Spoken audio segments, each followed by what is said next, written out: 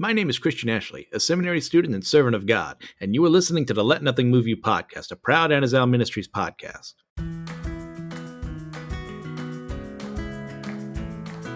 Welcome back, everyone, to the next episode of the Let Nothing Move You podcast. I'm your host, Christian Ashley, as we start today the book of Leviticus, being in chapters 1 and 2. But if you remember from earlier, we are not alone. I'm not alone. I'm speaking in the royal we, of course, as I am joined by of the Whole Church podcast, Systematic Geekology, Dummy for Theology, and about 50 other different projects, of course, some of which will be on together very soon in the newest podcast that this week that this comes out will be released on the 5th of October. Some Joyful Noises, right, Joshua? Yeah. We're doing a double launch. So we got a whole week of fun. The trailer will be dropped the 3rd. The first batch of our launch is the 5th, and then the second batch of launch episodes will come out on the 8th. It'll be good times. I'm excited. And what is Some Joyful Noises? Oh, it's when you're really, really happy and you just go blah, blah, blah, blah, blah, and like hit things. Excellent. So get 50 minutes of that. I did a whole recording just that. No, it's just a mosh podge of different people from the Anazal Podcast Network and others who just want to talk about music related things, because we don't have any music experts on the network, but we do think music's important, as music is what helps shape culture and community. And since we're trying to form community together, we thought it would be important to include music in that. So we have a podcast with no host. Anyone can lead an episode because we don't have any experts. So why should we be the host? Yes. Yeah, I've already recorded an episode reviewing DC Talk's Jesus Freak song. And of course, being me, what should have been a 20-minute episode ended up being about 50 minutes. Yeah, I did something similar with Judah and the Lions, The Process, just myself. And then somehow TJ and I talked about themes and scores and films and video games and stuff for almost an hour. Okay. You got TJ to talk for that long. That's quite the accomplishment. TJ did a lot of the talking, surprisingly. All right. So as mentioned before, we are heading into Leviticus now. Now, this is, of course, written after Exodus. This is a period of time where in between Israel staying at Mount Sinai and then leaving Mount Sinai, these laws and commands are being gifted to them as God is telling Moses, hey, I'm speaking to you, write these things down. And then we have a lot of the sacrificial system that comes into play. It's been mentioned before, but here's where the rules are actually stretched out. So we'll be seeing that and all the dietary laws and even some historical narrative accounts that occur in the book of Leviticus. So Joshua, since you've pretty much claimed almost the entire book of Leviticus, when I was asking everyone what they wanted, which chapters they wanted to hit on, I got a response, and I enjoyed the response. Don't get me wrong. You claimed almost half the book for yourself. So why chapters 1 and 2? I tried to claim all of it. Well, I wanted to be here for the intro so that I could be really contrarian and be like, hey, wait a minute. I don't know if the word laws is the correct word. And I don't know if the word commandments is the correct word. And I don't think that narrative is quite what you think it is. I don't think it's a narrative. So I'm just here to challenge the genre of the book, mostly. Yes. As one of my favorite contrarians, I couldn't wait to have you on this part. I think of Leviticus, and I get my understanding mostly from, I can't remember the author's name, but he writes the Lost World of the Torah, and it kind of builds out how what we think of as the law in the Old Testament is actually more of what we might consider a legal wisdom literature. So that's where I'm coming from with a lot of this. You're going to see where like a lot of the laws given, and this is where Christian, how much of our time can I take in the front end of this? It's fine. You're the one with the strict deadline. Yeah. Well, most of what I had to say was just about the genre, really. Anyway, but a lot of your laws that are given they fit different categories, and they're not the categories you usually give. So a lot of the times you'll hear people talk about Leviticus and they'll give, here are the categories that were specifically for the tribes, person to person, and we can ignore those. And here's the ones about like how to worship God. And those are the ones that still matter to Christians. And I think it's just a complete misunderstanding. Jesus did not do away with any of the laws. They are all still relevant, but how are they relevant is the big question. For me, I would say because they were always wisdom. They were never laws in the sense of here's what you must do. Those kind of laws didn't exist yet. That wasn't a thing. You don't have like the kind of legislation you have in America of here it is. If you look at the 10 Commandments, it's not followed up with, and if they do these things, we'll throw them in jail. They're just commandments. Thou shalt not kill is just generally a good thing to do. So when you go through these things, and the understanding of hell isn't really a part of the faith yet. That's not part of the religion yet. Hell isn't looming over all of these. If you don't do the laws, you're going to burn forever. That's not on the mind of the people writing this, of the people thinking about this. So the things that seem contradictory, whereas I have my fun, I don't believe in inerrancy, so I can just be like, well, it was contradicted. That's fine. For those of you who do hold to inerrancy, it's actually good news that this is legal wisdom literature, because the way that that's written in ancient Mesopotamian times, it's usually most of these laws aren't here is the law of the land. It's rather they're writing down what judges said. So if a judge made a ruling, this happened and thus this was the punishment, well, there might be a completely different ruling for a very similar situation later on, and they would write that down too, as if it were law. So a lot like how precedent works in American law, it's pretty much all of their law is pretty much precedent. So where it seems like it's contradictory, I can't think of a specific example, so I'm going to make something up, where one part it says Christian wore someone else's headphones. So to punish him, we cut off his ears. And then the next time it might say, it won't say someone's name. This is if someone, this is how it'll be written, but it's really about a particular case. So it will say like, if someone wore someone else's headphones, you should cut off their ears. What's really saying is that happened once and that's what a judge ruled. So then later on when it says, if someone wears someone else's headphones, well, tell them to not do that again. And you're like, wait a minute, those are two different punishments. Oh, it contradicts. No, that's not what's happening. What's happening is it's telling you this is how it was handled one situation, and then later it was handled differently. So like for today's episode, when we're talking a lot about sacrifice, we're talking about a world where everyone was sacrificing. So you have this context. I don't think God's saying everyone needs to kill animals. And I don't think Jesus came and now we no longer have to murder animals. I think that was the world they were living in. So because of that's the world, God had, here's how his people will do that differently. So you'll see, and that's where if you really understood the culture, you can get a lot more out of these laws, because you'll see where like, wait a minute, they were treating women way better than the other cultures, even though we might look at that same law today and go, well, if you treated women like that, that's bad. But in their time, and you're using that culture, you're looking at it as wisdom. You go, okay, so wisdom says we treat people better than the people around us. We can kind of take that wisdom and still apply it today. So I don't think we have to do away with any of the laws, and I don't think they actually contradict each other. Okay. Well, I agree in the sense that, yes, there's legal wisdom to be gained from all this. But in regards to the entirety of Scripture, these have to be laws, because when God is calling back multiple times through the prophets later on, you are not following my laws, he's talking about stuff like this. He's talking about priests who weren't doing their jobs, who weren't offering these sacrifices correctly, who weren't leading the people, and for the people themselves for not following through with it.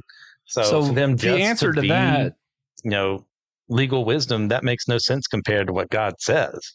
To contradict that, no, actually. Everything God says still makes perfect sense when it says you're not following my laws. Because again, the word for law, it meant something different then. They didn't have laws like we think of them today. It just meant something different. So if, God were talking about that, he could very well mean you weren't looking at the wisdom of how we treat people who are wearing someone else's headphones, going back to our example, rather than saying you didn't specifically do the right one. Well, wait a minute. These two laws contradicted each other. Which one was right then, God? You're asking the wrong question. The question was, were you following the wisdom? And the wisdom of Leviticus is going to actually show you the very heart of God. And that's why this book is so important, because even though we don't have to go out and sacrifice the best of our lamb because we don't have lambs, I still think it shows us something of what is the character of God? How is God different than the other gods? How is the culture of God's people supposed to be different than the culture around them?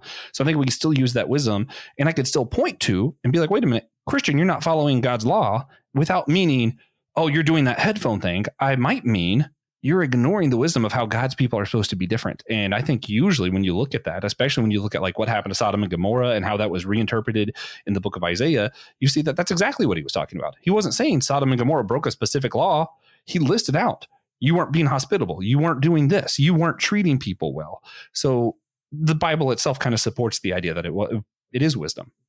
based under the law of love your neighbor as yourself, which we see in this book. Which isn't a rule, it is a wisdom.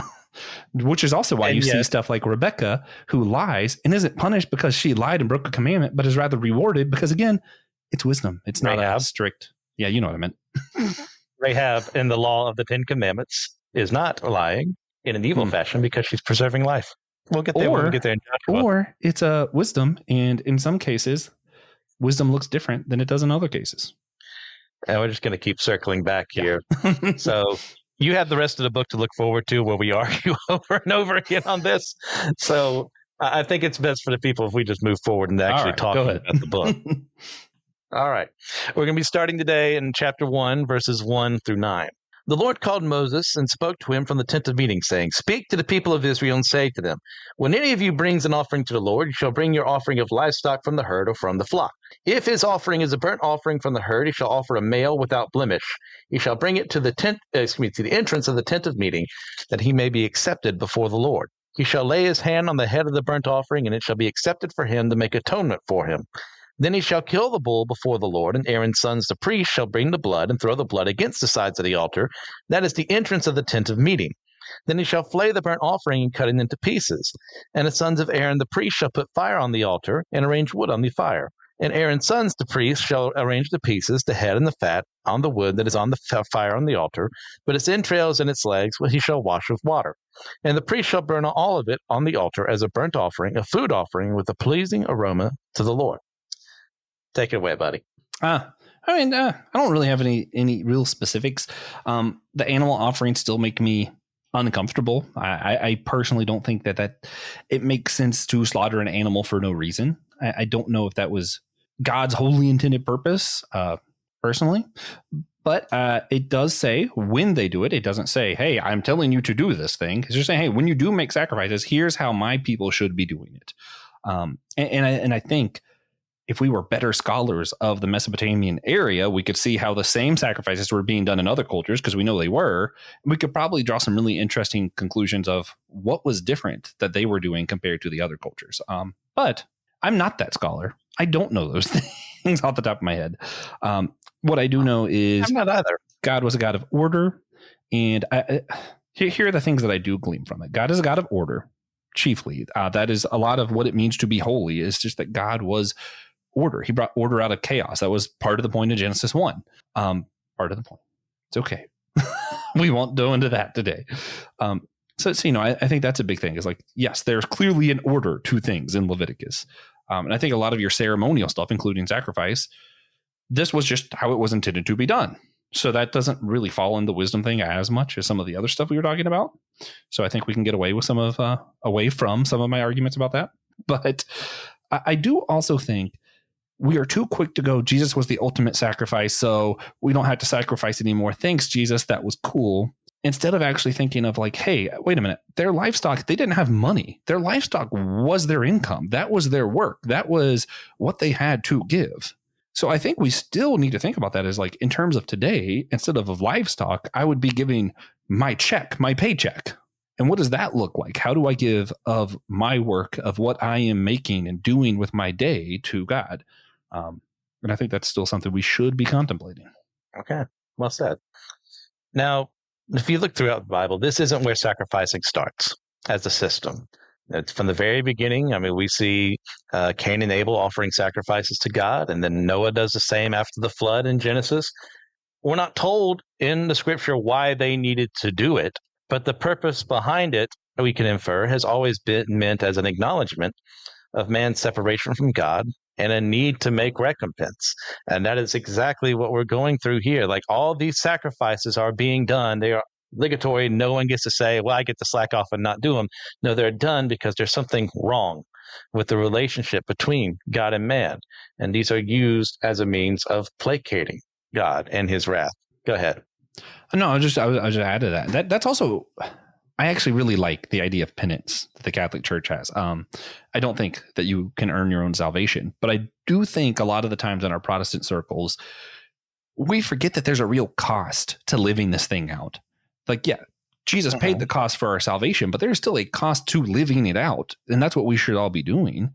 And And, what Christian I mean by salvation and by walking it out, all those things might be different. But at the end of the day, I think we both agree, like, if you're going to say I think we would both agree that if you're going to say if we're of God, we're Jesus' people, we're trying to walk in the ways of Christ, and you're not taking, when you do something wrong, finding a way to reconcile that, then I think you're doing something wrong there. In their time, they believe sacrifice was the answer. Doesn't make sense to me. But I can see where in our own time, if I stole, giving my money back to the community would be a way that I am sacrificing and also kind of reconciling for my wrong. So, I think there's ways to practically think about these things still. Okay. Now, one of the purposes of this burnt offering was that it was supposed to be the costliest of them all, in the fact that nothing remains behind. There is no meat left behind. There is no bone left behind. There is nothing. Now, this has no inherent benefit to the priests and the people offering them other than devotion. From a human perspective, and from this perspective of the cultures around them, from what little studying I have done of how other cultures around them would do this doesn't exist as a principle because it's very wasteful from a human perspective. But it wasn't wasteful to God, who expects perfect devotion when it comes to worshiping him. And he is asking them to do something where something from a human perspective is wasted, yet it's not, because of their devotion to him. Now, this also required additional sacrifice, as Joshua mentioned earlier, on the side of the one offering the animal, as it was supposed to be part of his possessions that he gave up as part of this process. Everyone involved had to give something up in order for the sacrifice to be accepted. Yeah. I still can't get behind the idea that God truly wanted someone to completely waste an animal. Like, it just seems inhumane and silly. It doesn't make sense to me. Like, I just feel like they must have been misunderstanding God at some point. Like, I don't understand it. I do think, though, one other aspect before we move on to consider is because of just the way you worded things reminded me. It wasn't like hey, I went by myself in a room and I did this thing and it was just between me and God. It was a communal thing. Like, the priest is doing the killing. It is coming of your own thing. You are truly making a sacrifice. The priest is going through this interaction, and you are all together as a community doing these things, going, hey, I've sinned, you've sinned, we've all sinned, individually and collectively, both acknowledging that. So, I think that's a worthwhile thing to remember, that there is a collectiveness to sacrifice that I think we're still called to. Okay. Yeah, I've got one last thing here and we can move on. So another thing mentioned here is that the sacrifice was also to be made with an animal without blemish. This wasn't because God hates people and animals that have appearances outside the norm, but because the unblemished nature was supposed to be symbolic of the offerer's desire to likewise be without blemish in their lives, so that God could be pleased. So giving it in a sense where, well, I'll give the one that's sickly, or I'll give the one that, its eyes kind of droopy a little bit, that didn't fit the bill, not because that animal had no worth in and of itself, but because it didn't represent what the person was supposed to be doing through the sacrifice. I'm going to add on to that too. Go for it. Just because, you bring up excellent points. I love that. It's also because that's that's what cost them the most. If they were to go sell any of their animals, the one without blemish would have been the one that was worth the most. So let's go to our time. I feel like some people, I'm going to take my old clothes and give them to Goodwill, and that's how I'm going to feel good about myself. That was my sacrifice. That was me giving to charity. First off, Goodwill isn't really a charity. Put that aside for the moment. If what you're giving is just the stuff you don't want anymore, you're not really sacrificing. You're not really giving. So I think it's important for us today not to take bulls and go slaughter them. But if I'm going to give of myself for some charity, for the church or something, for it not to just be the stuff I don't want anymore, the stuff that I don't care about, but maybe give your best, find your best clothing and give it to charity. I think that's something that would be hard for a lot of people to do. No, that's a really excellent point to make there. Is what are we offering? Are we offering out of obligation, or, my closet's a little full now, guess I can give stuff away? Sure, someone can utilize those things, but where's your heart at in that moment? Even the work you do for God, and this is, I think I'm okay to say this. Because I live in the Christian podcast world. I think everybody knows I live in the Christian podcast world. I see a lot of people who are just, I'm going to make a podcast, and they make a podcast because it's Christian. So they're like, this is me doing something for God.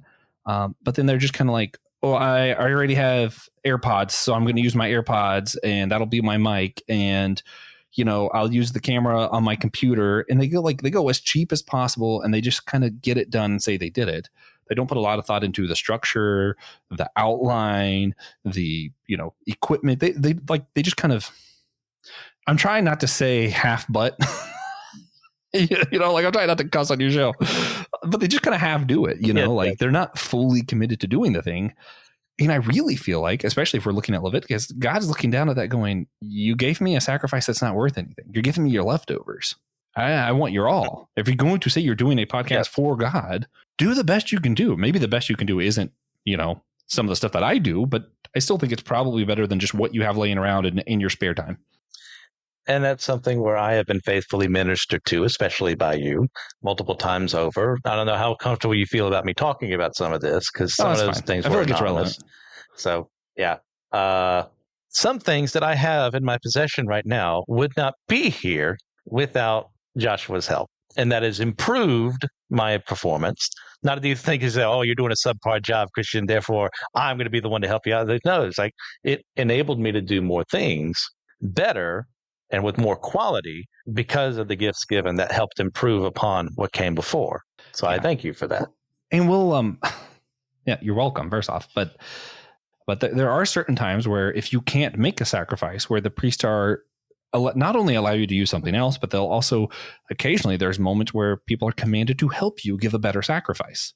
And I think that's something that the church can do, especially if you see something like me. I see Christian wanting to do these podcasts and putting work into it. And I'm going, well, I'm able to help him do that better. So of course I'm going to do that.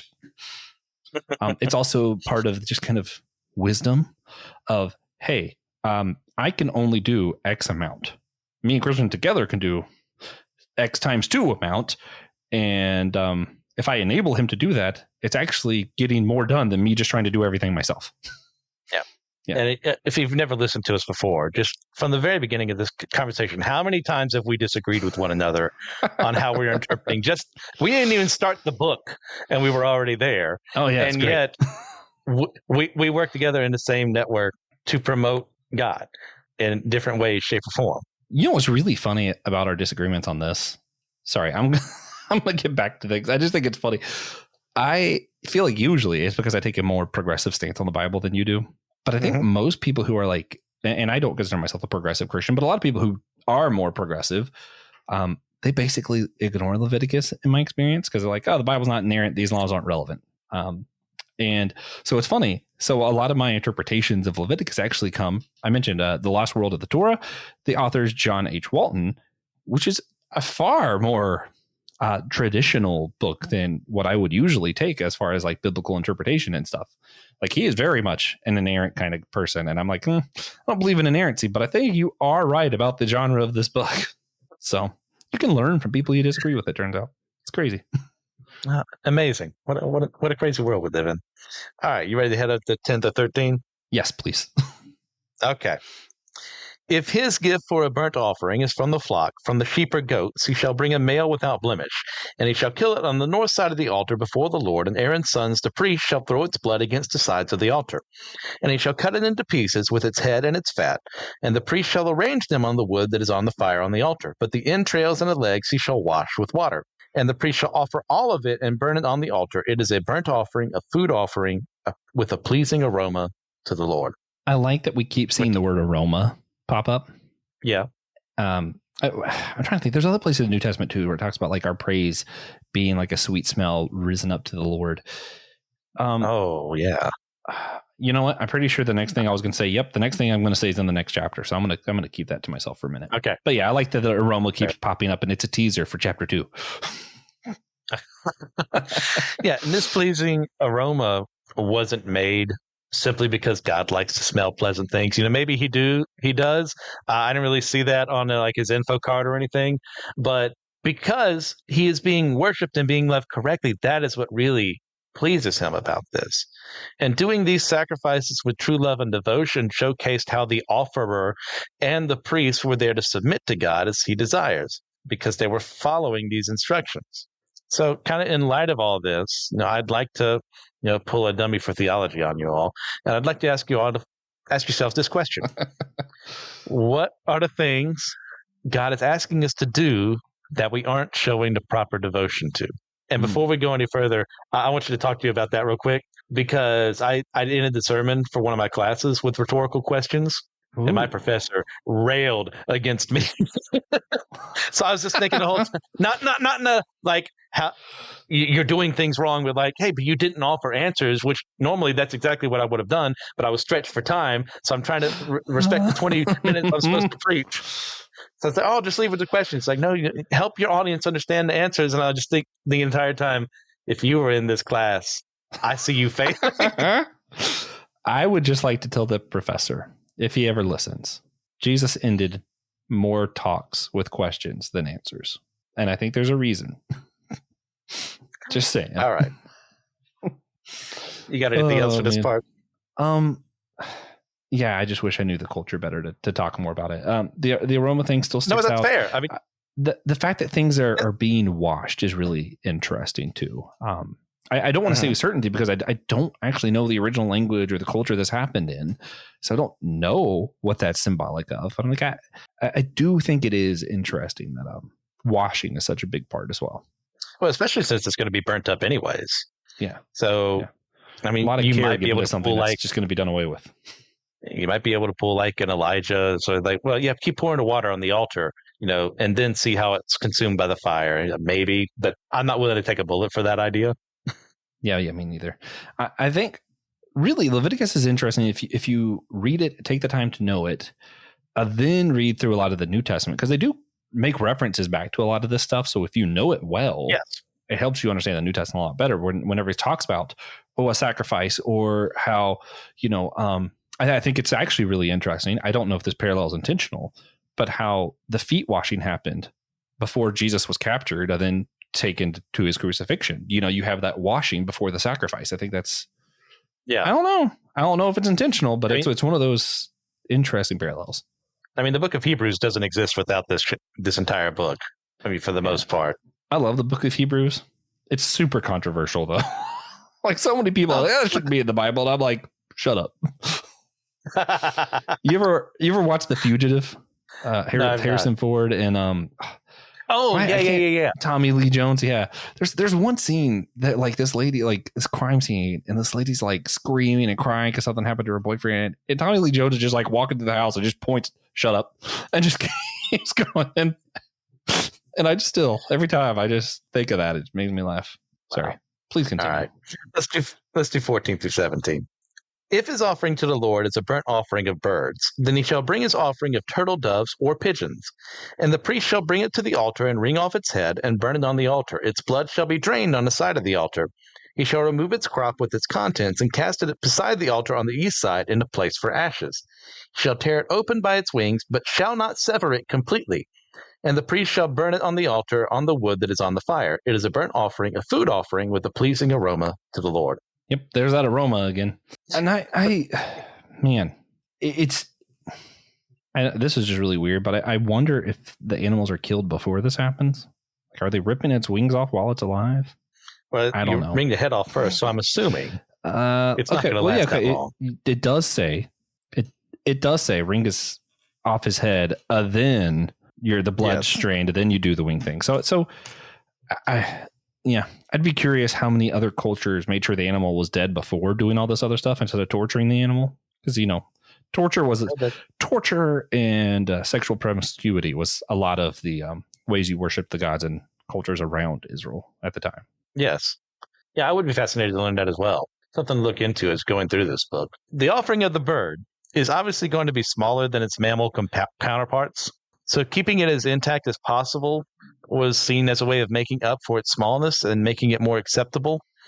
Now, these birds are given in the place of other animals, most likely due to the financial status of the offerer. So God, knowing this would happen, introduced this into the system to account for those of lesser wealth. These were never meant for the rich to use, but for those who were poor. Now, there's also some speculation that, the bird's bones not being broken, may be a foreshadowing of Jesus' sacrifice where his bones aren't broken either. I'm not willing to take a bullet for that, but I can see the thought process that led to that statement. Yeah. I'm one of those heretics of, I don't think the Old Testament was written to predict the New Testament. I think the New Testament uses the Old Testament to contextualize its message and interpret what happened. Yes. Well, heretic is the right word to use in that circumstance. Yeah. Yeah, it's fine. Look, you got to find a friend where you can call each other heretic and both love Jesus at the end of the day. I think for me, and even if I'm wrong, I feel like this is helpful when you interpret anything. It was written to a certain people at a certain time. So even if it is predictive of some other time, you can't really be sure that it is. What you can be sure of is it was written at the time it was written at for a reason. And figuring out what that reason is, I think, is important. Even if I'm saying I don't know and shrugging at a lot of this chapter 1 stuff. But also, I think chapter 1 is also kind of doing some, it almost feels like a prefix. Because if you notice, it's not telling you why to do these sacrifices. It says, when you do this sacrifice, here's how you do it. And then later in the book, we're going to get, here's why you should do a sacrifice. So I think later in the book, it might help to cross-reference chapter 1 and be like, okay, here it's telling me to do a burnt offering. Let me go back and see what does a burnt offering entail? And how does that apply to this situation? And then that might help make sense of it as well, using the Bible to interpret the Bible. Yeah. Well, that's ideally how you should do it. Yeah. Well, part of how you should do it. Let's get into chapter 2, 1 through 10. When anyone brings a grain offering as an offering to the Lord, his offering shall be of fine flour. He shall pour oil on it and put frankincense on it and bring it to Aaron's sons, the priests. And he shall take from it a handful of the fine flour and oil with all of its frankincense. And the priest shall burn this as its memorial portion on the altar, a food offering with a pleasing aroma to the Lord. But the rest of the grain offering shall be for Aaron and his sons. It is a most holy part of the Lord's food offerings. When you bring a grain offering baked in the oven as an offering, it shall be unleavened loaves of fine flour mixed with oil, or unleavened wafers smeared with oil. And if your offering is a grain offering baked on a griddle, it shall be a fine flour unleavened mixed with oil. You shall break it in pieces and pour oil on it. It is a grain offering. And if your offering is a grain offering cooked in a pan, it shall be made of fine flour with oil. And you shall bring the grain offering that is made of these things to the Lord, and when it is presented to the priest, he shall bring it to the altar. And the priest shall take from the grain offering its memorial portion and burn this on the altar, a food offering with a pleasing aroma to the Lord. But the rest of the grain offering shall be for Aaron and his sons. It is a most holy part of the Lord's food offerings. Joshua, take it away. Hey, you do see it repeat itself a little bit here. So that's, again, evidence that this was probably multiple texts and a redactor came in and fixed it. And that's part of why we know it was multiple authors and definitely not Moses. Where's that mute button? No. The more important stuff to me, this is actually why I wanted to be on, because of the frankincense line. Because for us Christians, we should know frankincense. It was one of the gifts given to Jesus in one of the birth narratives that may or may not be historically accurate. That's a whole different argument for some other day. I do think it was... That lightning bolt is charging up, man. It was intentionally told in the New Testament, though. Like there was an intent that frankincense was offered to Jesus. So yes, this whole story, if you know your New Testament, it should be, oh wait, frankincense. Why frankincense? Because when it was burned, it didn't really have a smell, but once it's burned, it has a sweet smell. Frankincense given to Jesus. What is the main sacrament the church is told to do by Jesus? Break bread. What is this whole thing is about? Is the priest sharing bread with God? That's exactly what the Last Supper was. That's why we're commanded to do Eucharist every week. Like, this is the foundation for the main sacrament of the church today. And that's where I'm like, I love this. This is so much fun because it's like you get that frankincense, you're like sweetness, and you're like, it was given to Jesus. Why? Because he is the bread. He is that thing that allows us to have communion with God. And also, Aaron's the priesthood. They're the only ones eating the bread. But we know through the New Testament and through Peter that now we are all a kingdom or geekdom of priests. So, yeah, I don't know. There's just so much here to unpack when you read your New Testament and you look back on this chapter. You're like, oh, there's just so much theological richness here. I love it. Yeah. Well, there's also a huge financial cost here in using frankincense. Oh, yeah. Because it ain't cheap. And, this spicy resin, I think if I remember correctly, it was found primarily in this part of the world, in the southern parts of Arabia. So it would have to trade with people who are traveling from there, which increased its cost already. And it's already used in multiple rituals across the ancient world, which is going to even increase its price even further. So God is asking a lot out of the people to use this in all these rituals, yet those are still things there. It's that foreshadowing of what's to come before, come later on, of the breaking of bread, of, here's my body, the bread of life, the communion. That starts with something like this. That helps give context for what's to come later. Now, go ahead. Oh no, I just wanted to say, oh yeah, it's like modern amen. Now, unlike the previous sacrifices, this could be used as food and as a reward for the priests performing their sacred duties. Now, as they labored on behalf of the people, the priests needed to be compensated for their duties, so God built it into the system for that to happen. Because, hey, you're doing your job, you kind of need to be rewarded for doing it, especially a job as important as this. Amen. Oh, yeah? Yeah. No, I agree. Just the whole, literally, and I feel like this gets overlooked. Like, this is one of those things. Like, I was working on an episode with, for those who don't know, I help with the Bible After Hours. I do the voice and I help with some of the sermon stuff. I don't actually write the script, and most of the stories are not my stories. But he just reads. The Bible After Hours is doing a crossover episode with some joyful noises. That's going to be a PG episode because I commanded it. And my commandments are law, Christian. Ooh. Wow. Sorry, anyway. Yeah, okay. But no, it was talking about like just how exciting it is when we think about like the God of the universe, the God who is love, created us and gives a crap about us. That should make you want to be noisy. And I'm looking at this going, this is like, oh, this is the boring book. We're not even 2 chapters in, and humankind is sharing bread with God himself. Like, take a step back for a minute. What? Like, that is so freaking cool. Sorry, that's all. And yeah. No, I was going to address that at some point in time across here. It's like, this is the boring book. And yeah, there are times when I read this book and I am bored, but that's when I'm in the wrong state of mind. When I actually look at what's being done here, there's so many amazing and holy things I can glean from this. And no, we'll definitely talk about that more later on, but I also want to respect your time. Yeah. So we'll go from there and finish off today with verses 11 through 16. No grain offering that you bring to the Lord shall be made with leaven, for you shall burn no leaven nor any honey as a food offering to the Lord. As an offering of first fruits, you may bring them to the Lord, but they shall not be offered on the altar for a pleasing aroma. You shall season all your grain offerings with salt. You shall not let the salt of the covenant with your God be missing from your grain offering. With all your offerings, you shall offer salt. If you offer a grain offering of first fruits to the Lord, you shall offer for the grain offering of your first fruits fresh ears, roasted with fire, crushed new grain. And you shall put oil on it and lay frankincense on it. It is a grain offering. And the priest shall burn as its memorial portion some of the crushed grains and some of the oil with all of his frankincense. It is a food offering to the Lord. All right, Josh, last words. Okay, 2 big takeaways for me. One, why can't we have honey? Why can't we have leaven? Have you smelled those things burnt? They stink. It's supposed to be a pleasant aroma into the Lord. And remember, this is a communal thing. We're doing these sacrifices together, and we're also sharing them with Aaron and the priesthood. So first, it makes me think of, I'm going to be obnoxious. It makes me think of worship technologies. And how a lot of people, a lot of the scholarly people that I kind of associate myself with are like, oh, look, they're trying to use light shows and smoke machines, and they're trying to create this kind of atmosphere and manipulate people's emotions. Yes, that's literally always been a part of worship. That's always been a part of sacrifice. Like, what do you think you're doing when you play a slow guitar song? You're manipulating people's emotions. Just because it's an acoustic guitar and not a light show doesn't mean you're not using the worship technologies. They're just ones you're more familiar with. So you're less freaked out by it. That's literally the only difference.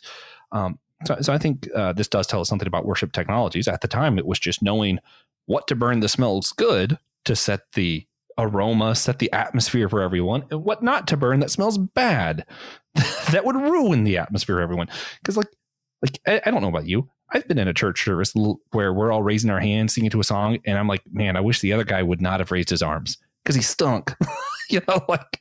Like honestly, a bad smell can ruin it. Like you can't concentrate. So worship technologies, it's a good thing.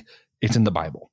The other side is it's your first fruits again, the first thing, the best thing. And I think we've talked a lot about that earlier, but I also want to mention this is what's being given to the priest. And that's where shout out to all the little old ladies who took all the time to make like a fantastic banana pudding or a cake for their pastor. That's what you should be doing. You're doing great. That's what the Bible wants you to do. More young people who don't have money who are like, oh man, I can't tithe. I can't afford it. Well, you know what you can do? Learn to bake cookies. They're cheap. Give your pastor the best cookies you can bake. I promise he'll appreciate it. Unless he's got allergies. Oh yeah, or if he's gluten-free or diabetic. Yes. Wisdom. Remember, this is wisdom. Sure. I give the law to you. Don't give that to someone who shouldn't need it. So, yeah, the honey thing, it's one of those things that why not honey until you look into it? Yeah, honey isn't meant to burn, and it's not going to be pleasing in that way. And also, as well, from what I understand, honey was also used in a lot of pagan rituals around the Israelites. So they're not supposed to act the same. This is a small way of not doing that. It's like, hey, you can offer honey as part of your first fruits, but not to be burned as it is in these other rituals. Now, other suggestions people have given is, honey can also be fermented. I don't really get that one. Then the other is that because honey makes food artificially sweet, it's kind of fake in that sense. That might be an argument. Regardless, at the end of the day, God said not to use it. God said not to use it. So who am I listening to? The guy said not to do it. Yeah. Also, and this goes to like the book as a whole too. Don't forget, like, as hard as we try to understand some of the stuff, it's like we don't live in this world, and some of it's just going to be beyond us a little bit. It to me, it would be like if God were to have given us a book of laws and commands, and then people in Israel read it, there'd be stuff in there about like, hey, don't use drones in war, and they'd be like, what the heck's a drone? And they'd be trying to like interpret that word and try to make sense of it and like tweaking stuff and doing exegetical whatever stuff to try and make it fit their world. And no matter what they did, it wasn't going to make sense. A lot of the times we're going to run into stuff that until we get to the other side of heaven, we're just going to be interpreting and doing our best. And it might turn out that it's just foolishness. It's like, yeah, that's not what that word meant at all, guys. Yes. As someone who does believe in inerrancy and, infallibility of scripture. Yeah, it is specifically written to them first, intended for us as well. But I am 3,000 plus years removed from when this was originally first gifted. So there are going to be things that change in culture and time and understanding I'm not going to get because I wasn't there. So I can give my best guesses. Scholars, commentators can give their best guesses on some of these things, but without enough evidence to support it, we're all just guessing. Ooh, I got one. Certain things. Go for it. This is my best example because I know there are things similar to this in Leviticus that we'll talk about at some point. If God were to write a book, and let's say that the tribes of Israel are actually the tribes of, I hate to do this because I hate Carolina barbecue, but we're going to say the tribes of the Carolinas. And we're so close to Tennessee that maybe God would give us a specific law. When you make your barbecue, make sure there's more vinegar than tomatoes. And if they took that and they went back to some other culture, they might look like, oh, okay, it's because vinegar represents bitterness. And we actually are supposed to have a certain level of bitterness in our thing. But like in reality, it's just, no, Carolina barbecue was vinegar barbecue and Tennessee barbecue was tomato. And we wanted to make sure that we were different than Tennessee. Like it might not have anything to do with that weird stuff where you're like, what does this represent at all? Yes. Now, one thing I am very certain of is why the leaven wasn't in there. And that's because it is a continual symbol throughout all of the Pentateuch and beyond of sin and the infectious nature thereof. So to have it be involved in a holy ceremony like this kind of defeated the purpose, especially when you're giving offerings around the time of Passover, kind of not a thing that needs to be done. So you're going to see leaven multiple times over, I think, through this book and beyond, where it's used in the same way. It's the cultural context. Hey, remember Passover? Remember Egypt when I told you not to do it? I want you to be holy like I am holy. Here's how you can do that. Mm-hmm. Amen. Hallelujah. Yeah. Now, also, I think everyone should take a Passover meal for real because it is a work of culinary art. Because it's not like all the stuff tastes good. Like some stuff intentionally tastes bad for a reason. Unleavened bread tastes the way it is for a reason. It's representative of something. And engaging all your senses in your worship is a good thing. Smell, sight, hearing, feeling, taste. God made all of this world, and I think all of this world has something to offer when we are engaging the divine. Just be careful not to worship the thing itself. Yes. Yeah. I got one last thing, and we can be done. So the salt mentioned, on the other hand, was to be used because of the symbolicness of its preservative nature, and as well as symbolism of how it's talking about God's role in keeping the covenant alive. God is the preservation of that, even when the Israelites are not faithful. Another could be brought up here about the salt is that the ancient idea was if you shared salt with someone, if you were eating food with salt together or just sharing salt by itself, it symbolized your bond with one another, because salt is very a valuable resource when you don't have refrigerators or any other way to keep your food preserved. So if I'm sharing it with you, I must like you and you must like me. So it's part of God's covenant here with them. It's like, I like you, by the way, I love you. Let's share salt with one another. Let's share bread with one another. Yeah, I forgot. I was going to mention that too. Glad you did. I got taken away with the worship technology stuff. I was too excited to mention that. Sorry. It's all right, man. I know where your mind goes. It happens. It's fine. That's why I have an outline written for me, because I do the exact same thing. Yeah. All right, Joshua, thank you for joining me on this one. No, thank you. Oh, God help us all. You're going to be with me several more times through this book. So if you're listening, you enjoyed the banter, you hated the banter, well, either way, he's going to be here. He's like the yeast in the I'm sorry. I do apologize. Well, thank you all for handling this. We had some technical difficulties as far as internet was going and stuff like that. So if anything's mixed up in a recording, that's what it is. Ain't nothing we can do about it. You know, that editor I work with, he kind of sucks anyways. He's a loser. But he'll do what he can. Guys, thank you very much for listening. Please, you get a chance to leave a 5-star review in your podcasting platform of choice to help us with the ratings there, to meet more people, engage with them. I'd love more people to hear this. I'd love to see more people hear a conversation between two people who vehemently at times very much disagree with one another, yet can still agree on other aspects of the faith. If you're interested in my own fiction writing, you can find my works at starvingwritersguild.com or on Amazon by searching for the name MC Ashley. If you're all interested in some further solid studies into the Bible and its teachings, then check out the other members of the Anazal Ministries podcasting network. You can find me specifically on Systematic Geekology, Why I Don't Like, Friday Night Frights, and Some Joyful Noises. You can contact me at the Anything Movie Podcast at gmail.com. I'd like to extend a special thank you to Joshua Knoll for the editing that he does and for the music he adds to the podcast. And with all that in mind, God bless you all in accordance to his will and not mine. And allow me one more time to remind you, let nothing move you.